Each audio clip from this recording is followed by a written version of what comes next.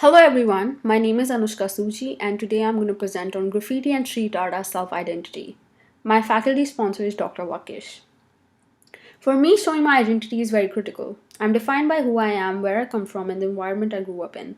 The moment I entered the USA, I felt like a minority, and in order to have my voice heard, I believed I needed to shine.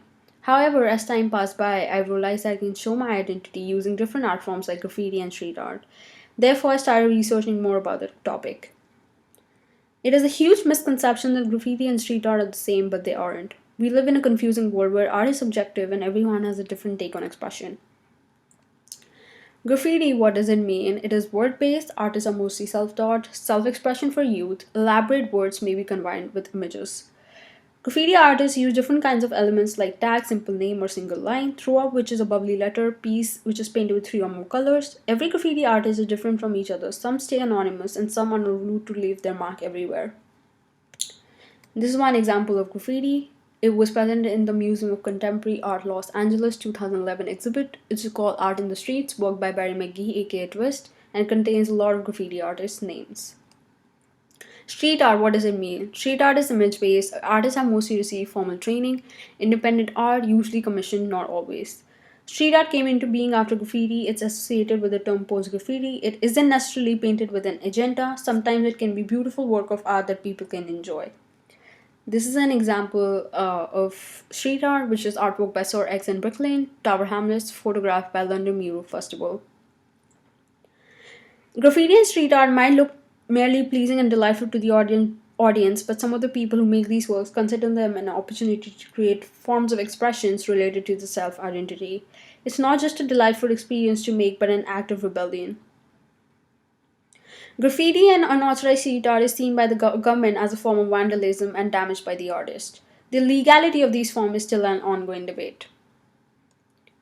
How did graffiti evolve? Modern history, World War II and after. I focused on the modern history, although graffiti has long list of history.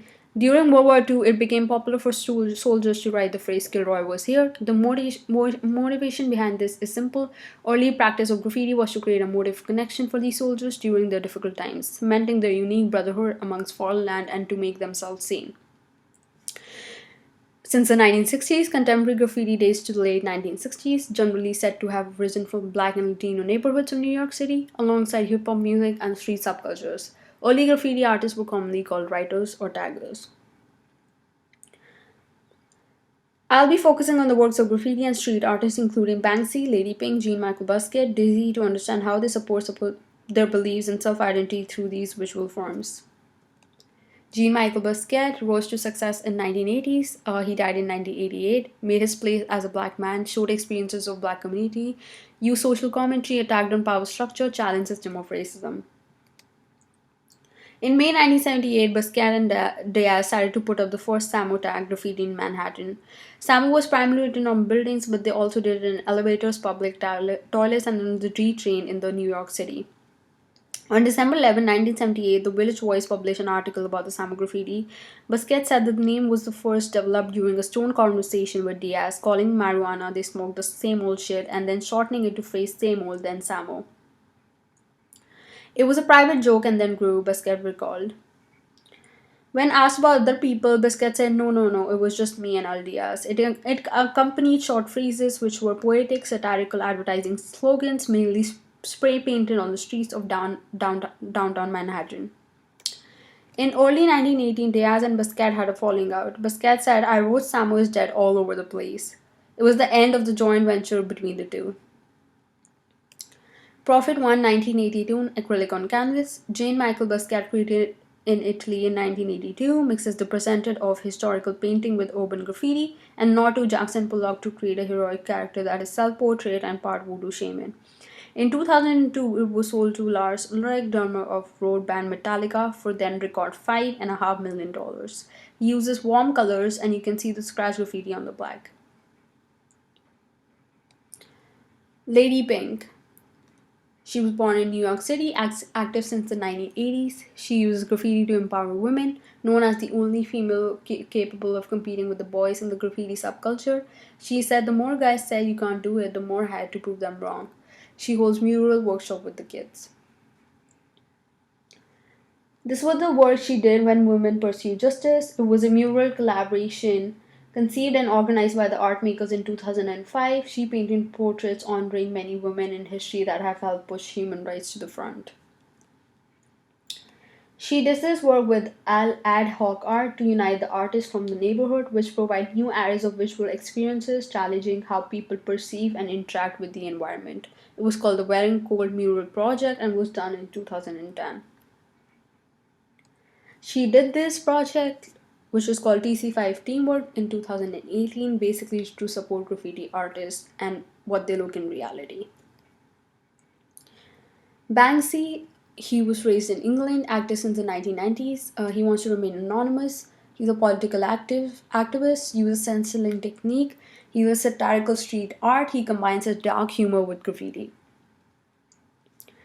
This is called Follow Your Dreams Cancelled. It was done in Boston. He's basically trying to portray that go to work, send your kids to school, follow fashion, act normal, walk on the pavement, watch TV, save for old age, obey the law, repeat after me, I'm free, combining his humor.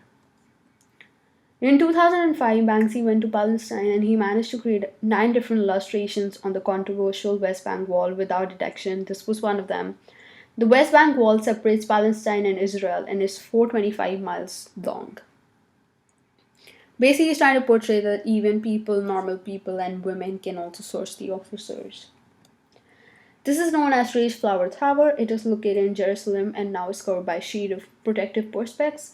This image is a response to an attack that happened in Jerusalem in 2005, where in a gay pride parade, violent homophobic protesters stabbed 3 people to death. Vibrant colors of the flowers represent gay love or pride flag. Dizy. She was born in India. She's active since 2008. India's first graffiti artist, brought hip hop culture to India, uses old school block letters. Her signature is often accompanied by a cartoon character. She does her work worldwide. When me and brother started doing graffiti, we used to look into the internet and follow the New York old school style, which was more blocky, three-dimensional bubble letters. Also, Stones, what crew from the New York, used to give us kite classes in the evening, which was quite cool and helpful for us to understand the basics. I do legal wall because I want to be free from worries and paint calmly. I want to show my work to everyone beyond the graffiti culture people, and my artist name Dizy is more popular than my real name. That became my identity. This was the work which was done in Hamburg. As you can see, she shows her place where she's from, New Delhi, which is on the left. This is the work that she did in India. You can see the Om sign in between Dizy, connecting to her religion. And this was what she did in Bremerhaven, and it is accompanied by various cartoon characters, as you can see. Graffiti and unauthorized street art is a form of rebellion against a lot of things in the world. The most recent example is Black Lives Matter. People should take these art forms seriously and actually comprehend the fact that something's going wrong in this world, which they should fix, rather than making artists pay the fine. On one hand, Museum Graffiti and Windward Walls in Miami showcases graffiti and street artist work, and on the other hand, the government jails and penalizes them if it's done without permission. So, who are the hypocrites here? Thus, graffiti and street art goes far beyond just visual and vandalism to depict an artist's thought processes and cultural heritage. So, I want to pose this question to all of you. Should graffiti and unauthorized street art be considered art or crime? Thank you so much for coming to my presentation.